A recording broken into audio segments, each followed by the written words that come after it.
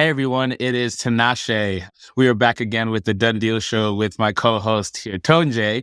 And today is an exciting day Hi. with one of our first official guests here, Avi Gandhi. Welcome to the show. Thanks for having me. I'm excited to be here.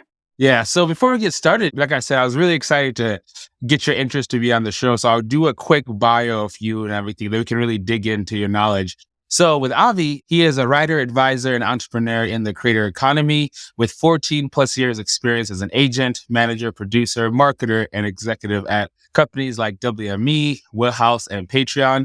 As a LinkedIn top voice and creator accelerator alum, he posts daily on LinkedIn about how creators and companies can succeed together. Avi's weekly newsletter, Creator Logic, which I am subscribed to, aims to help readers better understand, of course, creators' businesses and thought processes through in-depth data, insights, and analysis from conversations with full-time creators. Through his consulting business Partner with Creators, he advises billion-dollar companies like Discord, Radix, and Merit Circle on creator strategy across product, marketing, and partnerships. He enjoys pour over coffee during the day and whiskey after hours. And he spends his free time exercising with his dog Livy and getting good. Did I say that? Getting good? Yeah, well, it's like a gamer thing. It's like get good, like Oh, I see. it's for like specific like From Software games. They make like Mhm. Elden Ring and the Dark Souls games. If you know, you know. Clearly, we don't know. Yeah. Yeah, but somebody listening will guarantee that. Exactly.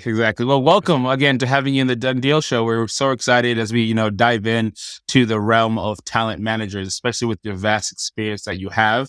So to get started, a question I want to get your thoughts on when we look at, young talent managers or experience that are looking to grow their business. The first question I have in mind is, what KPIs should people be tracking in order to grow their talent management business? Yeah, I think it's an interesting question. I think I actually would take a step back from that question to say, like, what infrastructure do talent managers use or should they be using? It's kind of funny. My background as an agent and manager, I was an agent at WME. I was there for 6 years in the digital media space. I was an executive, but I started the talent management business at Wheelhouse, which is called Additive Creative Partners, and trained the talent management team there. And one of the funny things about entertainment, and this applies to the digital creator space as well, is that like they're not very sophisticated with data, right? So like WME is a great example. UTA, same problem. CA, same problems. I'm not singling any one of the agencies out. Like these are companies that have literally 50, 60% of the entire deal flow for Hollywood every year, like going through their doors. They don't use Salesforce. They don't use HubSpot. They have no idea what their funnels look like. They don't even know what a funnel is, right? So like, they're not tracking how many emails are we sending on behalf of this client and this client, this client? How many people are responding affirmatively to this client, this client, this client? How many people are responding negatively? I mean, some of them are inputting deal terms into like custom sort of CRMs that they have some person in a back room build for them. But like, it's really just fancy spreadsheets. They don't have a dashboard where they can see the average fee for a female actress in a crime TV show. That lack of data, I think, is absurd. Because if you look at any tech sales arm, they have all that. They've got a team that's keeping track on Salesforce, a team that is doing data and analytics and strategy, operation strategy, and telling them, okay, based on we sent 10,000 emails last month. We had a response rate of 25% for small, medium businesses and of 10% for large businesses. But the large businesses yielded $1 million contract when they yielded a contract. And so, overall, we should send more large business emails because even though we're getting a lower response rate, we're making more money that way. So how do you explain this? Like, are they just like ignorant? I think it's partly ignorant. Hollywood has always moved slow. There's always kind of been the belief that like data doesn't work for entertainment. There's that sort of je ne sais quoi about like what makes something good, about taste. That's all true, right? Like even Netflix had to eventually just hire Hollywood executives to do their development because like you can't moneyball creative like past a certain point.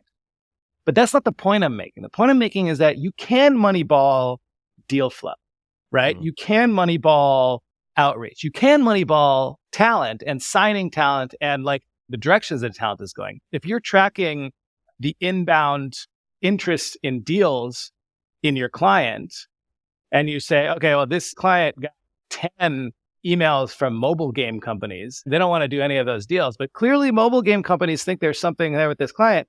Let me talk to clients, see what kind of mobile game they like. And then let me reach out and say, hey, these companies have reached out. We don't like them. This client likes your game. You want to work with us, right? That is a very simple, that's like not deep at all kind of way to do this, right? But you could get a lot deeper if you were tracking and understanding, especially across a portfolio of clients, what are the deal terms that you're getting look like? What's the trend in deal terms? Are more and more, brands asking for the rights to use content in media? What are they paying for that? And is that increasing or decreasing over time, right? That lets you build leverage. It lets you understand your trends in your business and be smart about it. I don't think most companies are tracking that. A lot of managers, will be able to say, I'm generally seeing this, but it's not based on data. It's kind of based on this is what I've been hearing. Kind of going off that, where, as you know, in talent management, a lot of them are managing marketing machines, right? Where a lot of it's kind of inbound and a lot very reactionary. So I'm kind of curious of your thoughts for other talent management, are there specific technology you would recommend? I know you talked about Salesforce or HubSpot earlier, but are there any key things you would say for any management they should be looking at investing into? Yeah, it's a good question. I mean, I think I would say probably Salesforce is too sophisticated, like something like HubSpot, right? You could get set up pretty easily. You can hire someone on Fiverr or Upwork for not a lot of money to set it up for you and set up a dashboard for you, and you can be a bit more sophisticated on that front. I know that there's tons of tools coming out that automate some of the grunt work around talent management, like, pitching and having to copy paste the client's bio and find the one sheet and figure out which stats matter. Like that takes time. For example, like Whaler is building something that's solves that. And I've heard, and I think pretty sure On Scale, you guys do that? There you go. There you go. So these are the types of tools that smart managers need. Is at this point, there is a perception out there from a lot of creators and frankly, a lot of people on the business side as well that managers don't really do anything. They field inbound deals, they babysit. That's the kind of talking down when people think about managers. That's not true for the best managers. The good managers are doing outbound outreach, figuring out what brands would make sense for their client based on their client's passions and actually reaching out. When a brand comes to them, they're helping the brand figure out who they should be working with rather than just sending their list and saying, here's who I got, what do you want? Right? They're having creative conversations. They're building relationships that can yield more business down the line. And the best managers are working with their clients to make sure that their clients do what needs to be done to be successful. So deliver on time. They deliver on time. They deliver results. It's not just about on time, right? There's a bunch of different kinds of influencer marketing. There's the brand marketing where, just delivering good content is what matters. But good is relative, right? So a manager can be part of that conversation in terms of what does the creative look like, helping the brand understand why it's good, that kind of thing. But a lot of creator marketing or influencer marketing these days is actually now sort of performance marketing, right? It's we need to get this many views because we have projected this many conversions and blah, blah, blah. Creators don't understand what funnels are. They don't want to. That's not their business, right? So it's the manager's job to talk to the brand and say, hey, what's your goal? Are you trying to sell this many socks? I'm just using socks as an example. Right? How many widgets do you expect to sell from our creator? What does your model look like? Let me help you adjust that model. Let me work with the talent to make sure that they know what the expectations are and why you're paying them this much. And they do everything they can to hit it, even if that means over delivering. Because, one of the best managers I know, this guy, Chaz Lackalay at Bottle Rocket Management, he loves to say the best client is a repeat client. The best business is repeat business. So it leads me to my next question for you. What's the best way for a new talent manager in the game to engage with the brand? Because it's really competitive. And as you mentioned, you need to build strong and long-term relationship with brands. So how to differentiate yourself from the competition and bring value to the brand over time? It's a great question. I think that new talent managers, the thing they need to understand is that nobody cares about them. They care about the talent, right? And so the expectation you need to set with your talent is that they need to be willing to put in work to get going. And that might mean taking a meeting with the brand, right? Or it might mean even like getting on a call, right? Or whatever it is. And so as a young talent manager, you want to leverage your clients as much as possible to get in the room. And once you're in the room, you want to build the relationship. And relationships are built two ways. They're built by like schmoozing and hanging out and like human connection, right? And they're also built by success in business. One of my strongest buyer relationships from my WME days was a guy who I would like take to dinner every time I was in town. And, like we would hang out and, I would visit him at the office, but also we'd go to like whatever, if we were at a conference, some nice meal. But I also did a big deal with him that made him money.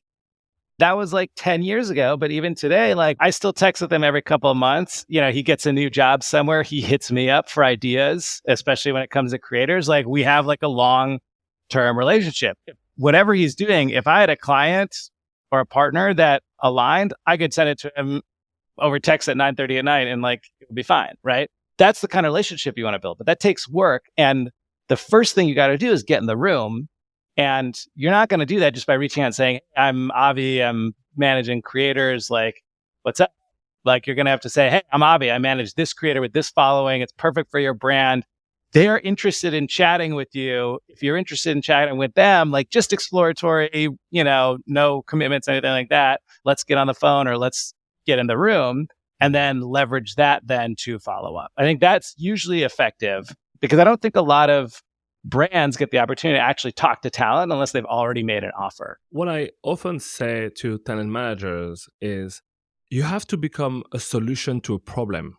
And maybe because I'm in tech and that's the way we think, but it's like you need to give before you expect to receive anything, right? So when you interact with brands, you have to ask this executive, this campaign manager, on which KPIs are you judged at the end of this quarter? What do you try to achieve? And let me help you, impress your boss. That's absolutely right. Because you have to remember as a talent manager, I think many talent managers and agents and just people in general forget this. Like, it's a human being in that seat. Like, don't think about it as a brand. In some situations you can, right? Like if you're negotiating for money, it's the brand's money. It's not coming out of this person's pocket, right? Unless that person's responsible for managing the budget. And, if they go over budget, they're in trouble, right? Like you have to consider the dynamic between the institution who may be writing the check and the human who is responsible for delivering on something that involves your clients. And if you don't treat the person on the other side of the phone, on the other side of the video, on the other side of the table with like a human level of respect and consideration, that's not a good way to build long-term relationships. And ultimately, it's not a good way to do business. And that's not going to lead to success. Earlier, you mentioned like good is subjective when it comes to content. And I guess there's a reason why we don't have like awards or prize for the best influencer marketing campaign, or there's no even like any records of campaigns because most of them are not that creative, right? What's your view on the creativity in the space and how talent managers should or can be involved in helping their creators produce something that would be memorable? I think that the talent manager has to be the translator between the brand and the creator. And I don't know that happens that often, especially with managers who are sort of new or don't have that much experience, right? And like I was guilty of this myself. Like as a young agent, I just like didn't have the empathy and understanding of the other side. And so like my point of view is purely the creator's point of view. I was the voice of the creator. And like that's okay in many ways. But like I said, like you're not going to produce long-term relationships and long-term success doing that. And like the most experienced, most successful talent managers are the ones who understand what the brand is trying to accomplish, whether it's like metrics based or creative, and they're able to translate it to the creator and navigate between the two so that ultimately both parties come out happy. Both parties have to come out happy. And it's not a zero-sum game because there is more money. These companies will have more money. And your creator wants to have a long career. And you want to have a long career as a manager. You're not going to have a long career as a manager if your creators like flame out and die. Exactly. And kind of curious off that too, Avi, is the knowledge, right? When we kind of talk about the experience from good versus bad. So I'm curious to know from your perspective, because we've seen managers that are like really compassionate, no business background, but they're really good at taking care of their talent, and that's kind of how they get going. So what knowledge do you think is required for a manager to become more well-versed, right? Comparing, let's say, advertising knowledge versus what books you think from soft skills versus like, do they need to take a marketing course, or like, we're talking about KPIs and funnels, and what does that relationship look like for them? Yeah, it's a great question. I think that it always helps to understand, your business partner or the person on the other side of the table is trying to accomplish. So like to the extent that you can understand marketing, understand how agencies work, you should. You don't necessarily have to take a course. I mean, really what you have to do is sit down with 5, 10, 20 brand marketers, influencer marketers, the people that you're doing the deals with and people on their teams and ask a lot of questions, right? Like when I was at WME, I had to figure out how do we do deals with video game companies? Well, I didn't have a clue how video game companies did business. I didn't know what their business models were. I just knew that like Kim Kardashian's game made a lot of money, so we want to do more of that. I basically did a tour of Silicon Valley, sat down with people at a bunch of mobile games and big game companies, and I asked them, how does your business work? And they walked me through the economics. They walked me through how they do user acquisition, what KPIs matter, how they make money. And like at the end of that, I sort of came away with an idea of like, okay, probably having, celebrities come up with IP doesn't really make sense. Like even if like we had Christopher Nolan, I mean, maybe Christopher Nolan because he's so big, right? But like your average director, them coming up with something cool probably won't make a difference. What will make a difference is like having a big celebrity as like the face and doing the marketing, because user acquisition is where the biggest costs are. If you can reduce the cost of user acquisition, then the profit margin is bigger. They're able to spend money and share revenue with the talent, blah, blah, blah. And like, I would not have figured that out. I would have kept pitching whatever director on our roster who liked video games if I hadn't had those conversations. And so you're going to waste a lot of time if you don't understand the business, the model, the operations, and the underlying intricacies of what goes on the other side. So sit down with those people, buy them a drink or buy them a meal, and like ask them all the questions you can. Dig in, make them feel like the things that they think are boring are the most interesting things in the world to you, and like get them to spill the beans on how it works, and then use that to figure out how you're pitching your talent. Yeah. Okay. So kind of like leverage your talent to get in the room, show them, build that initial relationship, then follow up afterwards, more of a non-sales, more organic type of conversation. That's right. And every single company, even the inbound ones, every single brand that reaches out to you about a talent, like use that as an opportunity to build a relationship, because you don't know where that person could, remember they're humans, that person is going to go next. And that person could end up moving from some whatever small D2C brand that you don't recognize and your client doesn't want to work with, or working on the influencer marketing campaign for like some huge brand just by jumping to another agency.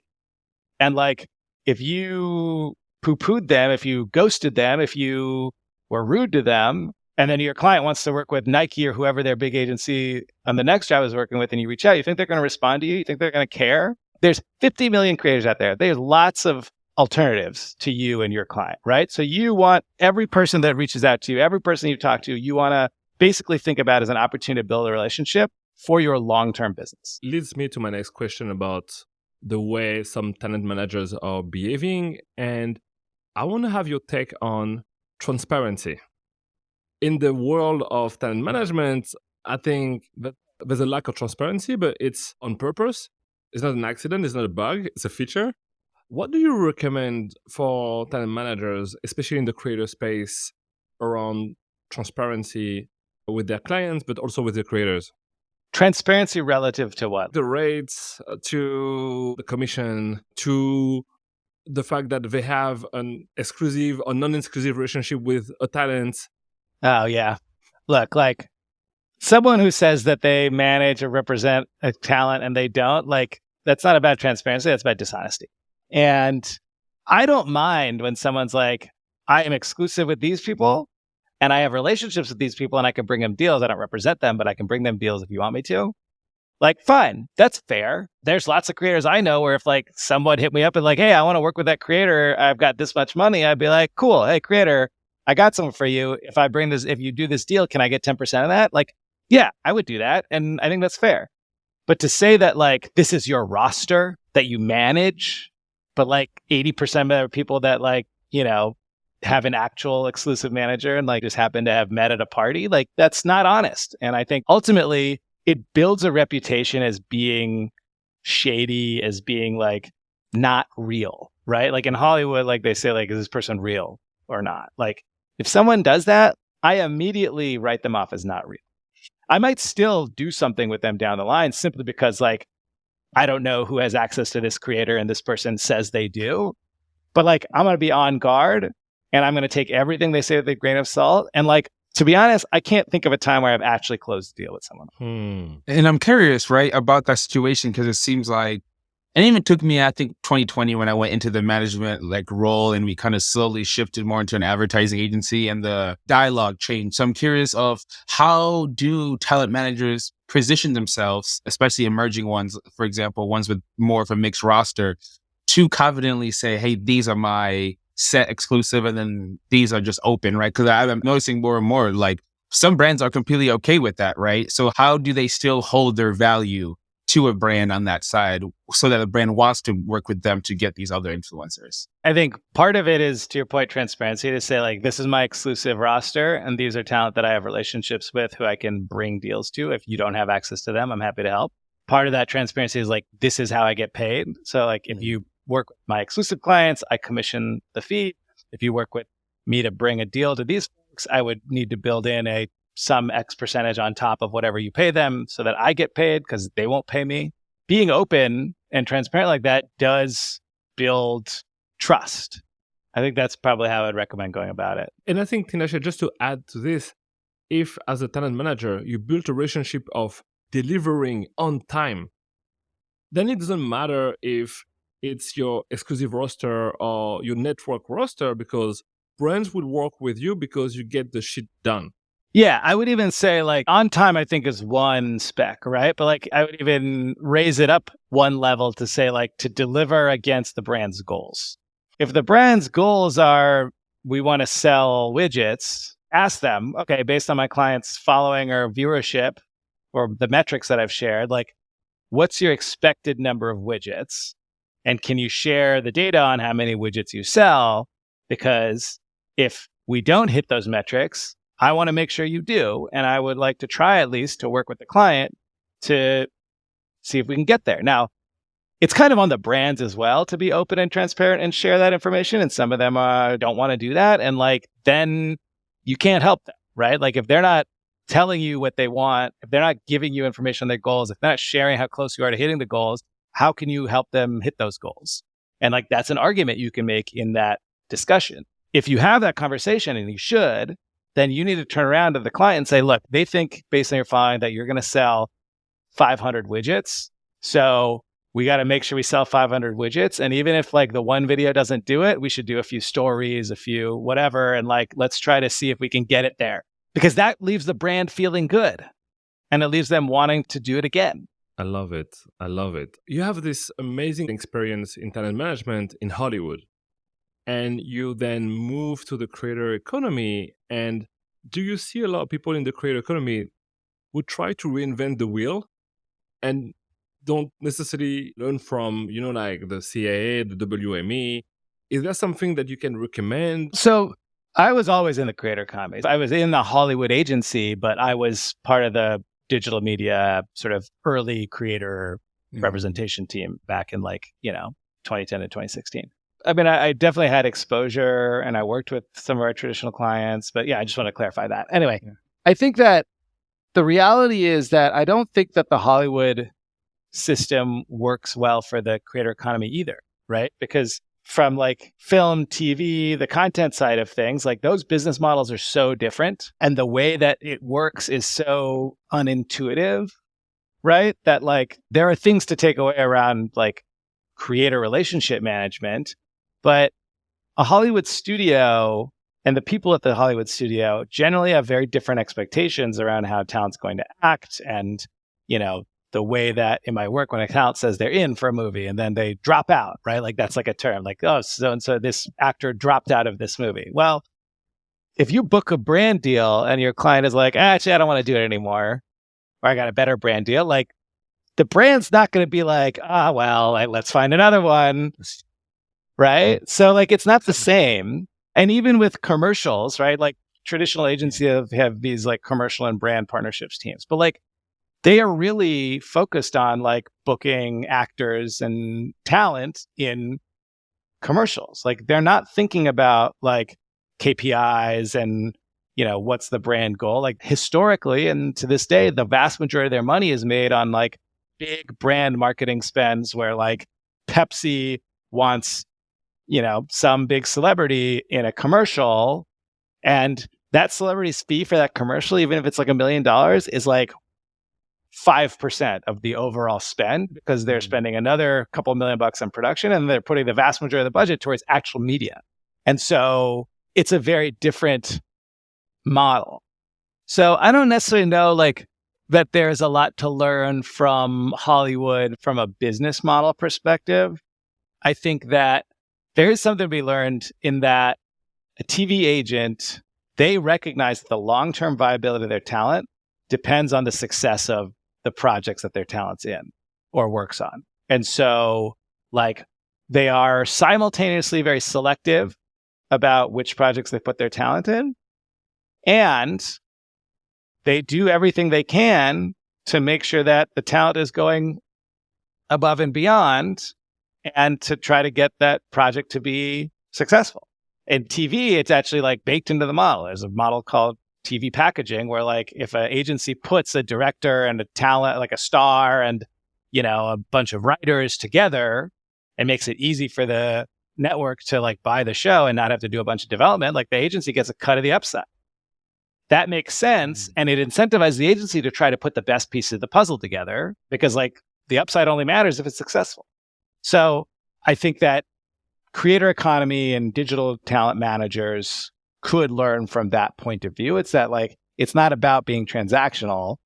It's about like building long-term relationships. And actually, not even for a specific talent, like for yourself, right? Like Ari Emanuel used to say like, your colleagues come first, your buyers come second, your clients come third in the order of like calling back. Because, you know, your colleagues are your colleagues. Like you need to share information. We're a team. We work together.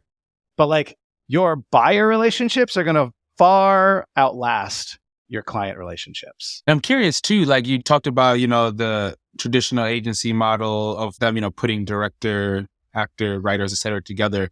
From a digital creator perspective, right? Everyone's talking about everyone build a product, you know, work with the creator. Let's get another Prime going. Let's get another Feasible going. What's your thoughts on the general population? Because obviously the Logan Pauls and the Mr. Beast are like a very small percentage of, you know, the creator economy. But what are ways you feel that talent managers can grow their monetization models within their talent management business with influencers? Look, there's literally dozens of ways for creators to make money. I think I just did a post recently that had like 32 and I just was like sitting on my couch watching TV and like, oh, you could do this, you could do that. And yeah, there's another probably 25, 30 that I didn't even think of. There's tons of ways for your clients to make money. The thing you need to think about and work through with your talent is like, what makes the most sense for them? How do they prioritize against what they're currently doing? And how do they scale what they're currently doing? If your talent is overwhelmed producing their YouTube channel, but their YouTube channel is making money, it's on you as a talent manager to talk to them and say, hey, look, let's take some of this money, reinvest it, and hire you an editor, hire you a producer, hire you a team so that you can show up to a brainstorm on Monday, show up to a shoot on Wednesday, and then you have Tuesday, Thursday, Friday to work on other stuff because the video's getting made. Many creators, especially the artistic ones who want a manager, because a lot of like business and entrepreneurial creators don't necessarily want a manager. They want to handle stuff themselves. But the artistic creators that want a manager, by definition, don't think like that. And so it's like on you as the manager to help them figure that out and make that happen. That's actually something that like Night Media has done very well. It's like work with their talent to like set up their teams and help them scale their teams so that they make more and more money. Okay, so more of the business development aspect, and that kind of makes it easier because the big thing we've noticed with talent managers, right, is this whole percentage ceiling from brand deals where it's only so much you can make. They're trying to figure out like, do they keep signing more talent, right? But the more talent you sign, now you have to hire a team. But some of them are in that like really gray area of trying to figure out how to make more. So basically help automate your creators process so that there's room for more conversation. Yeah, help them expand their capacity. Like if your creator is spending all week making a YouTube channel, they don't have bandwidth for a podcast. But if you think a podcast can make them a lot of money and you can go get them a big podcast deal, you've got to help them clear space to do the podcast. They're not going to do it themselves. That's on you. You're the manager. That's why you take 15, 20% instead of 10% like an agency who just brings deals. How do you explain to your clients that they are your clients and you're not their boss? I think most managers are trying to see it the other way around. How do I explain to my client that they're not my boss, they're my client? Because like what creators expect their managers to invest in the team, in like the editor, in all those things, right? And the manager is not making money in it. Like when a manager is bringing an editor or spending time to look for the right editor, they're not making any money on this. They make money when there's a brand deal. They make money when they have a cut on like, I don't know, like any deal. And so it's hard sometimes for talent managers to manage their time and to optimize for their own benefits. I think from a communication perspective, I think talent managers need to get comfortable having hard conversations with empathy. It's a similar ability to like people management, right? You have to be transparent and direct and open, but you also have to remember that you're talking to a person who has feelings and expectations and dreams, and you have to walk that line. But it's important to set that boundary and probably to do it early, right? Like when you're signing them to say like, look, part of my job is to help you figure out where to invest. Like, if you want to grow your business eventually, you're not going to be able to do everything yourself. You're going to have to hire a team. I will help you find the right people and figure out who to hire and all of that. But like that investment is on you. And as a talent manager, you might need to decide and think about early, like, do you want to represent people who limit themselves by being unwilling to do that? By the way, like you can make a lot of money doing that, right? Like David Dobrik edits all of his own videos and it makes millions of dollars a year and his manager does great. But like, he would make a lot more if he was able to hand those keys over to someone else, right? And he's gigantic too, right? So like if you're managing talent that aren't gigantic, but like have a nice business, is that business going to scale? Is it going to grow? Is it worth the effort that you're putting in if they're not willing to figure it out? Like those are the hard conversations, the hard decisions that a talent manager has to think through and make. Amazing. I would love to know like more about like your business. I know you're advising companies. Can you talk about like this side of your work? Sure. So my consulting company partner with creators, basically I work with creator economy companies primarily, sometimes brands that want to do influencer marketing, but there's tons of influencer marketing agencies out there for that. To basically understand, from a product perspective, like who are the creators that they're building for, that their product works for, what are the segments of creators that they want to target from a product marketing perspective, how to make their product better, how to communicate the value of their product, and then general go-to-market strategy, whether it's at the top of the market, how to approach top creators or their representatives and make deals and structure deals and negotiate deals, or from a long tail acquisition perspective, like who to partner with on that side or how to build a team to do it, what the strategy should be, how to message the product and the value, all manner of those things. And I sort of put on either like a hourly advisory basis where, I have clients who once a week or a couple times a month spend an hour with me and walk me through all the challenges that they're having and get my feedback. And then they go off and implement it on their own and come back to me and we sort of rinse and repeat and work through things, or a retainer basis where I basically embed myself in a team and work directly with the leaders, managers, and even the day-to-day operating team members to mentor them and help them, work through the challenges that they're facing. Amazing. And do you see any trend right now in the creator economy? So like what's happening in 2023? Yeah, I think there's a few trends that I see. It's like a lot of companies struggle with reaching out to creators and how to scale that. Simple solution is a company called Influencers Club, which I've been referring a lot of people to. They're great. I've got a partnership with them. So, feel free to shoot me an email if you want an introduction. I've ran a team like at Patreon. We had a team. They still have a team that's doing, outbound emails to creators. Like it was a profitable team, but like barely. And like, it's very hard to scale that. You're paying tech salaries in the US and like, those are people you want talking to creators, but they're not spending all their time talking to creators. They're spending most of their time researching creators, trying to find their email, putting together email campaigns in like Salesforce. Like that's not work that you want your team doing. That's work that you want someone who can do it at a much lower cost, someone who already has the leads, someone who has tons of experience and knowledge on how to do it, how to do messaging, et cetera, do that outreach. And that way, you just play that as a scale game until you get the conversions or the number of conversions that you want and have the people on your team spend all their time talking to creators. So I think that's kind of a trend I'm seeing is that a lot of companies are struggling to figure out how to do creator outreach and how to scale it and how to make it work for them. And the top of funnel is already solved. And so then you can focus on the harder areas, I think, which are like, how do you get creators to respond in your wording and your positioning and your phrasing and your description of the product? How do you actually get creators to onboard once you actually get them on the phone? Like, what does that process look like? How do you tighten the funnel? Those are all things that I advise on. And they're all things that I feel like a lot of companies have struggled with. So, do you see an increase in the number of talent managers? Oh, yeah. It's to be expected as more and more creators enter the creator economy. Like, and the reality is like there's more and more in a bunch of different verticals and categories. It's no surprise that there's more and more talent managers. TBD on how many more good ones there are. But part of that is just lack of experience. It's just to be expected. Like if someone's becoming a talent manager because they've been helping a friend out and now they're through their friends, they're meeting other creators and they're just kind of figuring out as they go. They don't have any formal training. Maybe they had a completely different job or career or even are fresh into the workforce.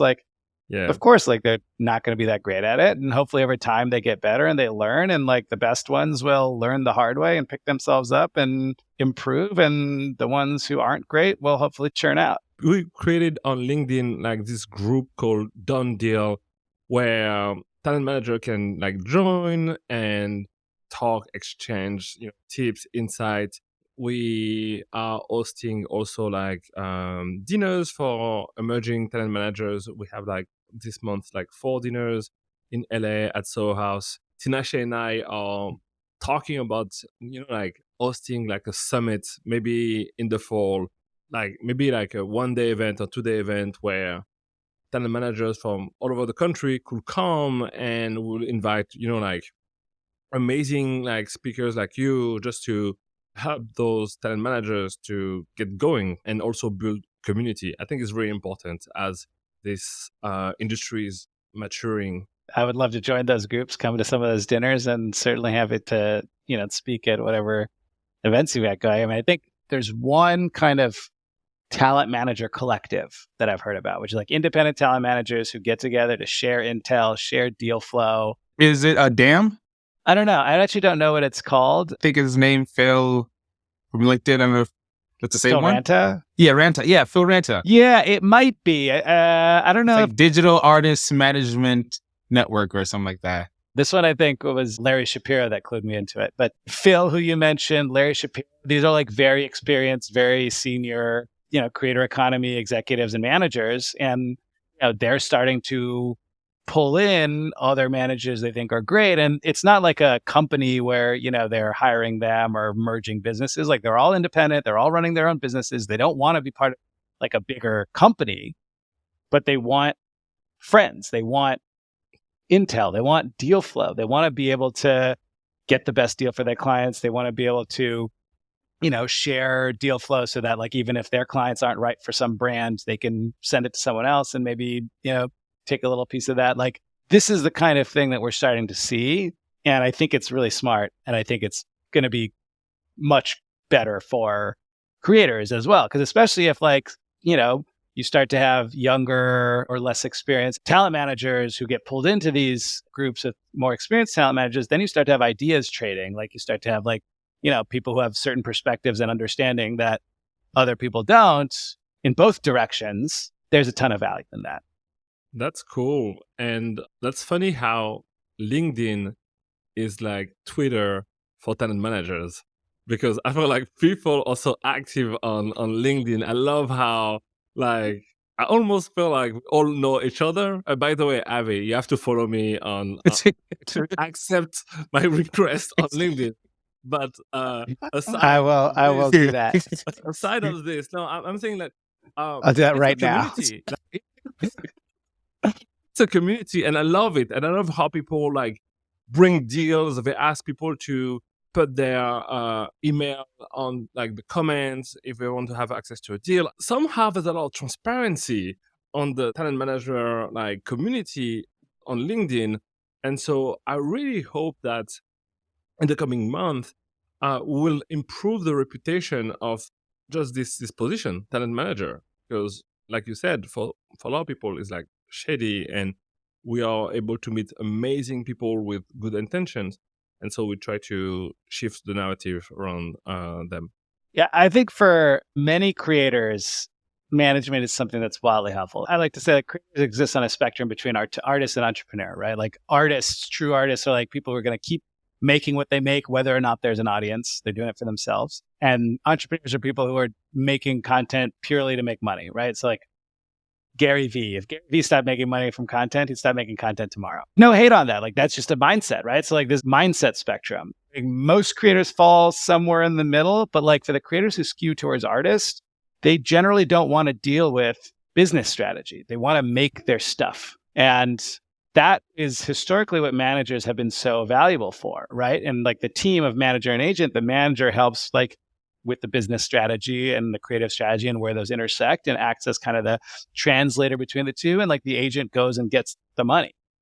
In Hollywood, that made a lot of sense because there's like directors and writers and actors and like people who are generally very creative and artistic and who don't really want to make deals and don't really want to think about like, should I be hiring more people? Like, what does my funnel look like? How am I scaling this? Like, those are all things that artists don't give a shit about. They just want to make good stuff. And so I think like part of the challenge is that we now have a bunch of companies who historically have not worked with artists, or a bunch of people who have historically not worked with artists, creating companies or joining companies or, right? It's the creator economy. So there's just like this inevitable friction between, the people who have historically protected and helped artists grow and be successful and people who are trying, mostly I would say authentically trying to also help artists grow and be more successful, but like they're doing it their own way and they're doing it from like a tech mindset or a business mindset. And that doesn't necessarily meld with the artist mindset. And look, like I've felt that pain on both sides of the table. Nothing more painful than trying to get a creator you like and who you think can benefit from your product. And like you reach out to them and the person who responds is the manager and you just know that you're never going to actually get anything done because like whatever you're offering doesn't make them money or it's speculative. But that's always been the friction, right? Like it's been the friction ever since like some nobody wanders around the Sunset Strip hoping that they run across some, producer sitting outside at a cafe and they can hand them their script. Like this is the same friction. It's just at such a larger scale. And with people who have voices and influence and money, they're like, why won't this person talk to me? Why won't this person try my product? Blah, blah, blah. And like, they're not used to that. So, I always compare the creator economy, especially TikTok, YouTube, with the music industry, not necessarily with Hollywood. Why? Because in the music industry, especially in hip hop, you have a lot of artists that just care about the music, but in their head, they feel like they are entrepreneurs. So it's like they drop an album and then they have like a deal to build their own label. And they're like, I'm the boss. I want to do everything by myself. But the first thing they do is to hire a CEO to run the business. And so there's this internal conflict between them being artists, but them also pretending being like business people, right? And I feel like a lot of tech companies entered that space in 2015, and they were pitching their investors that creators are the new founders, creators are the new CEOs. And they built this narrative, and because they had a lack of experience with creators, then along the line, they realized, oh, shit, they're not entrepreneurs. Like some of them are, but most of them, aren't. And now we have to treat creators for what they are, most of them artists. And when you look at TikTok, especially, there's a lot young and they love the vibe, they are super creative. But in most cases, they don't care about promoting a product. They don't care about the product. So for them, doing a brand deal, they say, I'm securing the bag. I'm grabbing the money. And they make like almost no effort to do the brand deal and to deliver quality content because they do not care. And brands do not understand this. So when brands try to reach out directly with creators, they think that, oh, my phone case is so cool that the creator would love to talk about it. No, they don't, except if you Apple or Nike, they don't care about your brand. And so what do you think about this point? Yeah, I mean, I think it's absolutely spot on. I mean, I think it's generational. It depends, again, on the creator mindset, right? So like you could put kind of creators who like suddenly become famous in the artistic side, right? Like they were just making content for fun and now they're famous and they're like, well, you got to make money. I do think that mindset of like, I don't care about the brand, like it used to be that like creators would like intentionally post brand videos on like at a bad time, like midnight on like a Sunday or something, I think that's happening less and less because now people are getting into the creator game, even if they're artistic, with the intent of like making money. And especially Gen Z largely understands that like this is a job or could be a job. But I think like that's always been a challenge with like creative people and with artists, especially the further you skew towards artists is like they don't care about the commerce piece of it. And I think the best managers are the ones who will actually, Jedi mind trick their creators into delivering. I love it. Yes, Wow. that was the perfect reference to wrap it up too, and everything. That was perfect for everyone who's listening right now. In terms of staying connected with you, what are those channels that you want to say here? My primary channel is LinkedIn, Avi Gandhi, AVIGANDHI. My newsletter is Creator Logic. So I call it a newsletter, but really it's an interview series, a creator interview series. So every week I talk to a creator and I will literally like break down their audience metrics, break down their revenue breakdown and kind of match up like, okay, like 80% of your audience on TikTok, but 50% of your revenue comes from your audience on LinkedIn, and that's only 0.5%. Let's talk about how that happens, right? Which, by the way, does happen a lot. And so I go through the specific kind of breakdown of their business and like what are all the ways that they're making money. And then I actually even have a premium tier for paying subscribers where I actually go through and break down like every tool they use, every partner they work with, like why they're with this management company instead of this management company, why they use Riverside instead of Zencaster, like, so that folks listening, creators, managers, and creator economy executives can really understand like how these creators are thinking, how they're making decisions, what their decision frameworks are, and also learn about more and more of these cool products and tools that are coming online and that lots of creators are using. So those are the two primary ways to keep up with me. Okay, perfect. And is the paid premium one, is that the one you shared on Substack? It's on Beehive. It's creatorlogic.beehive, and Beehive is spelled funny. It's BEEHIIV.com. All of my articles will have like a link to upgrade to like read more content. It's a lot of stuff. These are really thick articles, lots of quotes from the creators, lots of data, lots of specifics around how and why they're doing what they're doing. So hopefully people find it valuable. Amazing. So Avi, thank you so much for like this knowledge, all the gems that you just dropped. I hope that you will join us next week or the week after for one of our dinners at Soho House for talent managers. The food is on us. Tinashe. Can't keep me away. One amazing episode that will be available on LinkedIn, but also as a podcast on platforms where you listen to your podcast. Thank you, guys. It was amazing. Thank you. Thanks so much for having me. Of course, anytime.